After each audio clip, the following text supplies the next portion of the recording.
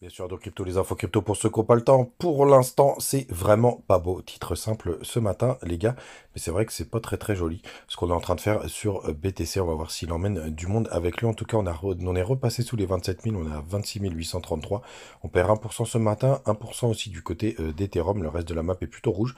Sauf XRP qui tire son épingle du jeu avec un petit 2%. Mais en moyenne, on perd entre 1 et 2% sur toute la map. On a eu Ligne qui perd même 2,6% et pas mal de contre-performances, même en bas du tableau, comme Lido qui perd 3% et Phil qui perd 6%. Du côté du long short ratio, les gars, c'est pas très très bon aussi de voir que on buy the dip, puisque vous voyez les positions short commencent à s'accélérer depuis ce petit pump, hein, puisqu'on est à maintenant, on est repassé à quasiment 70% de personnes qui sont en long.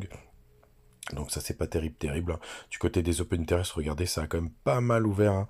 Ça a pas mal ouvert sur la chute, donc ça veut dire qu'on buy the dip alors qu'on n'achète pas du tout sur le spot. Regardez, on est en chute libre, les gars. Grande méfiance aujourd'hui et même sur les prochains jours, c'est vraiment pas très joli.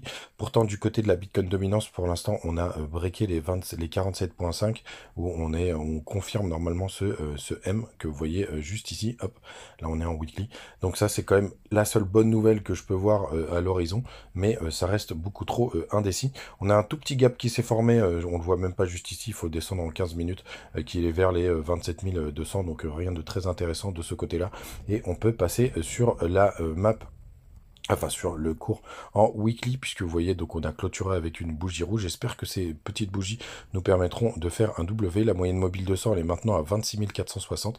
On va voir si on rebondit une énième fois dessus. Mais ce qui est vraiment pas beau, c'est que du côté du daily, on est en train de vraiment de réintégrer complètement ce range, donc c'est pas très très beau. Attendez, je vais passer sur un autre chart puisqu'on voit pas bien là. Vous voyez, on est en train complètement de réintégrer ce range avec on a encore buté sur le haut du range après ce petit fake out qui a permis de chasser tous les stops. Donc on est remonté vers les 27 400 hier, et là on est en train de réintégrer le bas du range et toujours vers les 26 500. Donc c'est à peu près aussi où on a la moyenne mobile 100. Malheureusement, si je pense que si jamais on fait une clôture de bougie sous ces 26 500, ce sera beaucoup plus compliqué pour la suite. Je vous laisse du côté de TikTok.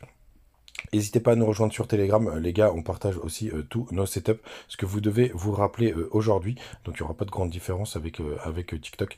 Ce que vous devez vous rappeler aujourd'hui, c'est surtout qu'on a la news du côté d'Apple. D'ailleurs, je vais laisser la suite sur TikTok. La news du côté d'Apple avec le sorti des casques, on va voir ce que ça va donner. Notamment si ça va redonner un peu de coup de fouet au métaverse et aux crypto. À demain.